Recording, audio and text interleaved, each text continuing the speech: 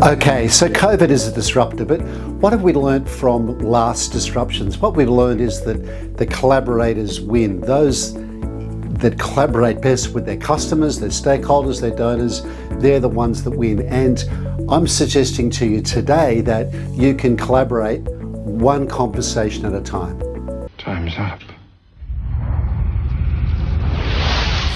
Our last major disruption was digital, when we saw Airbnb challenging hotels, Uber challenging taxis, and of course Amazon challenging traditional bricks and mortar retailers. And in fact, collaboration was so key that that period was framed the collaborative economy, because the collaborators won. And in fact, collaboration, or lack of it, is one of the reasons why half the companies in the Fortune 500 in the year 2000 don't exist today.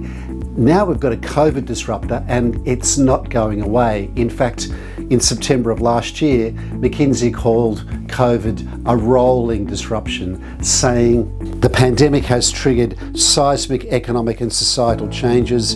It's a complex of profound disruptions. Are you watching closely?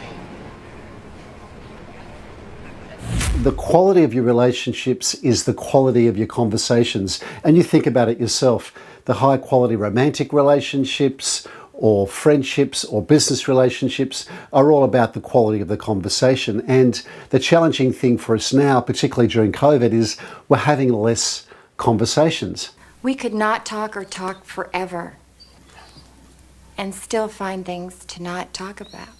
Now, if you're not watching this on your phone, it's probably within reach. And one of the concerning things for us is that over the past 10 years, the average length of our telephone conversations has reduced until now it's about 90 seconds. And okay, we've got great messaging apps, but nothing replaces face-to-face as we know it. So we're having less conversations. I'm suggesting we have more, not just any conversations, but collaborative conversations. And after doing a master's in communication and teaching literally thousands of people about influence over the past 10 years, I finally cracked the collaborative conversation code. What was the last 6 a.m. message? I liked this collaborative conversation idea so much, I wrote a book on it. I'm thinking, what do I call a book on the magic of collaborative conversations? Well, I decided on Collabradabra, the magic of collaborative conversations. And I'm happy to give you a free copy of the first chapter of the book that very much summarizes what this approach is about. And when you think about it, you can extract the value from an existing business asset, which is your business relationships, through the quality of the conversations that you have with them.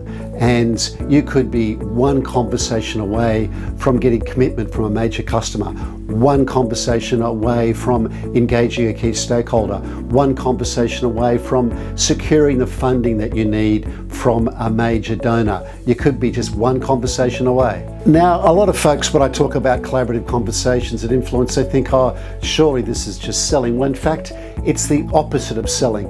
Traditional old school selling taught us to always be closing. A, B, C.